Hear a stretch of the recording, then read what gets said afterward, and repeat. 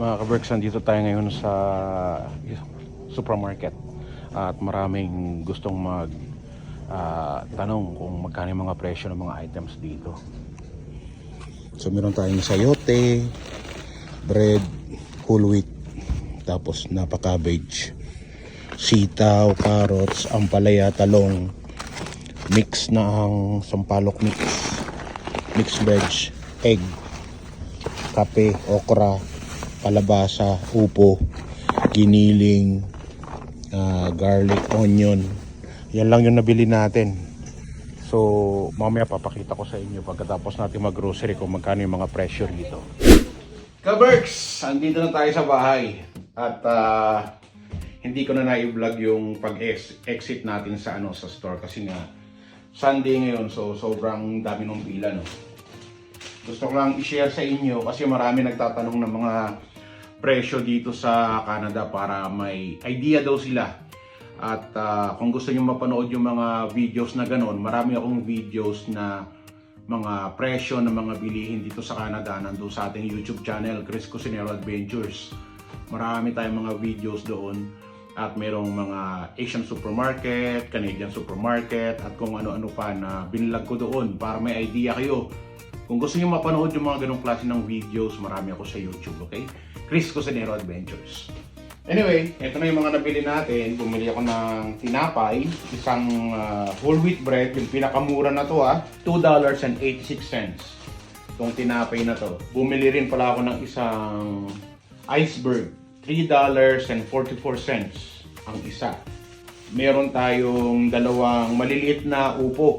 Ang gusto ko kasi sa upo, yung maliliit para kukunti lang yung buto or hilaw pa yung buto, malambot pa yung buto, di ba? So ang upo naman na to, $3.43 para sa dalawa na to. Tapos siyempre, palagi ako merong ampalaya. At yung gusto kong ampalaya, yung ganitong klase ng ampalaya. Yan. Hindi yung ampalaya ng sa atin. Ito yung parang ampalayang ligaw, no? Mapait to. At ang ampalaya naman na to ay $5.36. $5 na yung ganito kakonti, no? Meron din akong isang maliit na kalabasa. Isang maliit na kalabasa, $3.97 or almost $4 ang ganito kaliit na kalabasa, $4. Tapos meron akong mixed veg. Ang mixed veg naman, $3.37. Meron ako isang maliit na napa-cabbage, yung magaan lang para hindi mabigat at anong tawag dito, mas mura. Kasi tinitimbang to. So napa-cabbage is $3.78. Mahal din pala to, no? $3.78. Tapos yung pang mix natin na pang season natin sa mga niluluto natin. Yung ganitong klase ng beef mix powder is magkano ba to? $2.97 or $3. Tapos bumibili na rin ako ng nabalatan na bawang. Ito na yung lagi kong ginagamit. Yung ganito kadaming bawang, $3.97. So okay lang, no? Kaya mas gusto ko yung ganito kasi hindi mo nababalatan at the same time may lalagyan ka na for $3.97. Meron din tayong itlog. Ang itlog naman ay 18 pieces na itlog for $6.48. Meron ako ditong konting giniling na siyang lulutuin ko para sa araw na to. Ang ganito kakonti na giniling, $5.78. So almost $6 din yung ganito kakonti. Tapos syempre, mahilig ako sa kape, $7.97. So almost $8 naman tong ganito kaliit na coffee. Ito yung hindi ko masyadong binibili kasi kukunti lang talaga tong sitaw na to. Long beans at saka medyo mahal talaga siya. $5.47. Kukunti lang talaga yan para sa $5.47. Tapos bumili rin ako ng ilang piraso lang na okra. Siguro mga 7 pieces na okra. 84 cents.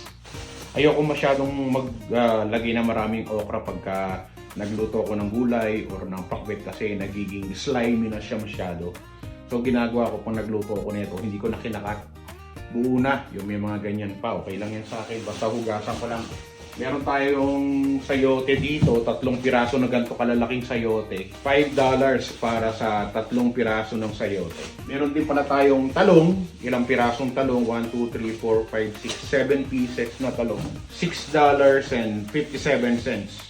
So, halos $1 ang isang talong. Halos $1 ang isang talong. Ganon kamahal. Sibuyas, ito lang talaga yung pinakamura eh. Yung mga ganitong klase ng sibuyas. Yellow onion, $2.94. So, kulang $3. Pero okay na to, panalo na to.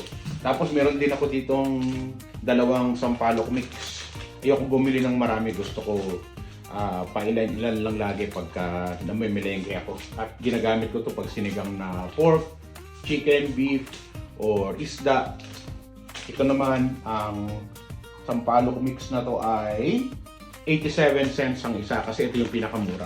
At yung aking nabiling carrots. Itong carrots naman na to, $2.94 kasi sale siya pero mahirap balatan yung mga yan kasi maliliit. Pero mura yan eh, kaya ito na rin ang binili ko. So yan na nga, ang total niya is $71. $71, dapat almost $80 yan dahil nagtatrabaho ko sa store. So 71 na lang minus 10%. Meron ding 1 day for the whole month na 20% naman ang discount para sa mga empleyado. Para ngayon, kailangan ko ng stock dito sa bahay, lalo na yung mga gulay. So, yan ang inabot ng ating grocery. Para sa lahat ng yan, $71. Or kung regular price, nasa $80. Ayos. Yun na yun. Huwag nyo kalimutan, nasa YouTube channel natin, Chris Cusinero Adventures, nandoon yung mga buong video na talagang ma-enjoy nyo kung magkano yung mga presyo ng marami pang mga bagay na na-vlog natin. Okay? Magandang araw. Chris Cusinero, ang inyong pamilya, kapuso, katropa, kabarkada, at kaberks.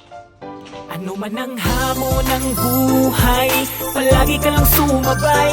Piliin mo laging sumaya. Kay Chris Cusinero panalo ka. Di lang pagluto at sa kusina, sa adventure ay kasama. Sa lugar na kakaiba, halika na kay Chris Cusinero na. Halika na't sumama ka at manood. Mga matay mamamangha, di lang dyan ang mabubusog. May mga lugar pa lang, ganito ang nangyayari. Kapag nakita mo, mapapawaw, mapapagrabe. Mga ka-Berks, tara muna gala. Mga lugar dito kanyang ipapakita. At sa pagluto, matik kayo ay tatakamin. Pag Chris Cusinero, matik papasarapin. Yum! OFW na nagsumikap ng ibang bayan kahit malayo sa pamilya. Bilang chef sa tagal na trabaho, pangarap na abot sa Canada na patungo. At di nagpatalo sa hamon ng buhay, para sa pangarap at nabigyan ng kulay. Walang imposible pag kaya mo, kapag kinilusan makukuha mo. Chris Cusinero ang kasama nyo, saan mang sulok ng mundo ay isasama kayo. Sa mga video